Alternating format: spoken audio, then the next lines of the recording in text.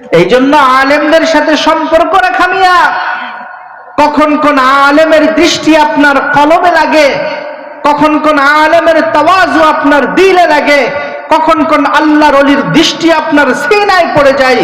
আল্লাহর কসম, কোন আল্লাহর ওলির দৃষ্টি যদি আপনার সিনায় পড়ে, কোন আশিক রাসূলের দৃষ্টি যদি আপনার সিনায় পড়ে, কোন ওলি আম্বিয়ার দৃষ্টি যদি আপনার সিনায় পড়ে, এই সিনায় যদি মোহর মারা থাকে, এই সিনা যদি গন্ধ দ্বারা আবদ্ধ হওয়া থাকে, রব চাইলেই জাহান্নামী ওয়ালা সিনা ঘুরাইয়া আল্লাহর জান্নাতের দিকে দিতে পারে। এই জন্য আজকে আদর্শ কোথায় খুঁজো? আজকে আদর্শ তো আমরা দুনিয়ার মানুষদেরকে বানাইছি, যারা এখনো পর্যন্ত জীবনে বৈশা প্রস্রাব করে নাই, তাদেরকে আদর্শ বানাইলাম। আজকে তাদেরকে আদর্শ বানাইলাম যাদের চুলের কাটিং দেখলে মনে হয় মেশিনের চার্জ শেষ হয়ে গেছে। আজকে তাদেরকে আদর্শ বানাইলাম যারা পশ্চিমা সভ্যতায় বড় হয়ে উঠেছে। আজকে তাদেরকে আদর্শ বানাইলাম যারা কথায় কথায় মিথ্যা আর চগলখড়ি করে।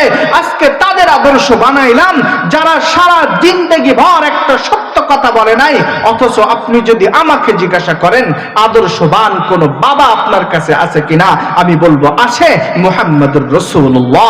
আপনি যদি জিজ্ঞাসা করেন আদর্শবান কোন পিতা আছে কিনা, আমি বলবো আছে, মুহাম্মদুর রাসূলুল্লাহ। আপনি যদি বলেন আদর্শবান কোন সন্তান আছে কিনা, আমি বলবো আছে, মুহাম্মদুর রাসূলুল্লাহ। আপনি যদি বলেন আদর্শবান কোন শ্বশুর আছে কিনা, আমি বলবো হ্যাঁ হ্যাঁ তাকায় দেখো আছে, মুহাম্মদুর রাসূলুল্লাহ। আপনি যদি জিজ্ঞাসা করেন আদর্শবান কোন বন্ধু আছে কিনা, আমি বলবো হ্যাঁ আছে, দেখো মুহাম্মদুর রাসূলুল্লাহ। আপনি যদি জিজ্ঞাসা করেন আদর্শবান কোন রাষ্ট্র নায়ক আছে কিনা, আমি বলবো তাকায় দেখো গভর্নমেন্ট অফ মদিনা, মুহাম্মদুর রাসূলুল্লাহ সাল্লাল্লাহু আলাইহি ওয়াসাল্লাম।